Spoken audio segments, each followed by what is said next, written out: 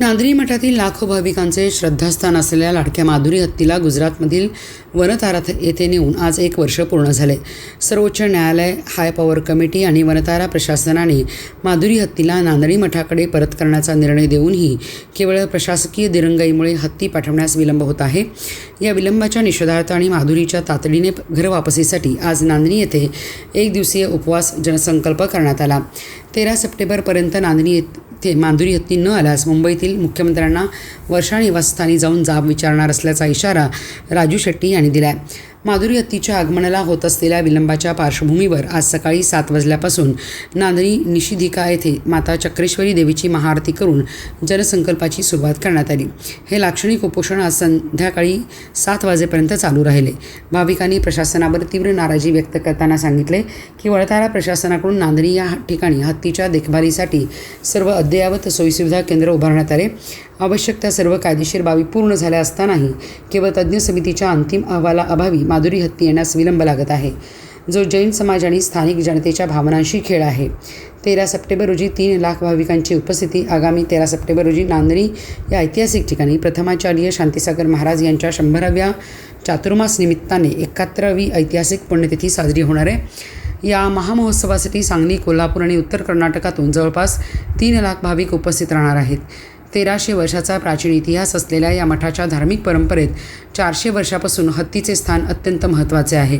या ऐतिहासिक सोहळ्यापूर्वी माधुरी हत्ती मठात दाखल व्हावी अशी तीव्र मागणी आता जोर धरू लागली असून प्रशासनाने त्वरित पावले न उचलल्यास आंदोलन अधिक तीव्र करण्याचा इशारा भाविकांनी दिला आहे। 13 सप्टेंबरपर्यंत माधुरी हत्ती परत न दिल्यास 13 सप्टेंबर रोजी होणाऱ्या नांदणी येथील शांतीसागर महाराज यांच्या पुण्यतिथी दिवशी मुंबई येथील मोर्चाची घोषणा करणार असल्याचे राजू शेट्टी यांनी सांगितले। त्याचबरोबर स्वातंत्र्य दिनाच्या पूर्वसंध्येला 14 ऑगस्ट रोजी प्रत्येक गावात ग्रामपंचायत समोर 1 दिवसाचे धरणे आंदोलन करण्यात येणार आहे। या जनसंकल्प उपक्रमास माजी मंत्री महादेव जानकर, माजी मंत्री प्रतीक पाटील, माजी आमदार राजीव आवळे, उद्यान पंडित गणपतराव पाटील, शिवसेना जिल्हाप्रमुख संजय चौगुले, स्वाभिमानीचे जिल्हाध्यक्ष अजित पवार यांच्यासह माधुरी हत्तीवर प्रेम करणारे हजारो सहकारी, स्थानिक नागरिक आणि भाविक माता भगिनी मोठ्या संख्येने सहभागी झाले होते। खरं तर आता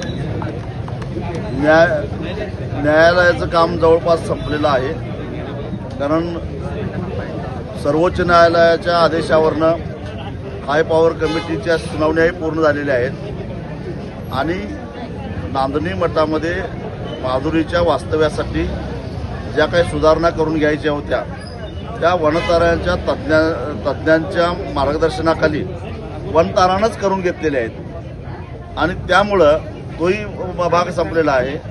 आता फक्त हाय पॉवर कमिटीनं नेमलेली जी काही समिती आहे त्या समितीनं नांदणी मठाला भेट द्यायची आहे आणि ती भेट दिल्यानंतर ज्याच्यामध्ये वनताराचाही एक प्रतिनिधी आहे आणि भेट दिल्यानंतर त्याच्या संदर्भातला अहवाल हाय पॉवर कमिटीकडे द्यायचा आहे। दरम्यानच्या काळामध्ये वनतारानं हाय पॉवर कमिटीला कळवलं आहे की माधुरीची तब्येत ठणठणीत आहे आणि ती आदेश आल्याबरोबर लगेच आम्ही नांदणीला पोच करायला तयार आहोत।